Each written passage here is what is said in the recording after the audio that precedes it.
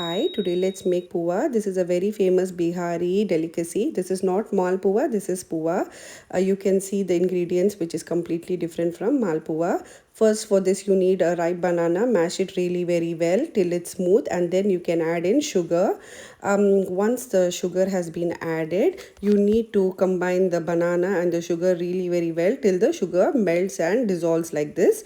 Next, let's add in some dry ingredients. Like here I'm adding in flour, I'm adding in some rava, fennel seeds, cardamom powder, and then desiccated coconut, giving it a very good mix. And then you can add milk as per the consistency, not thick, not too thin. Give it a good mix.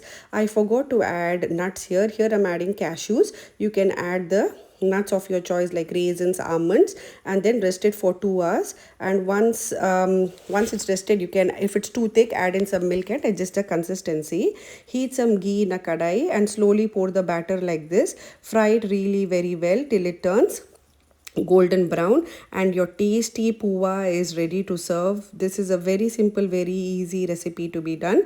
While you take it out, just squeeze out extra ghee. You can just serve it hot or you can serve it cold. You can keep it in the fridge for at least 3 to 4 days and enjoy your puwa. If you like my recipe, don't forget to like, share and enjoy. Happy Holi. Enjoy.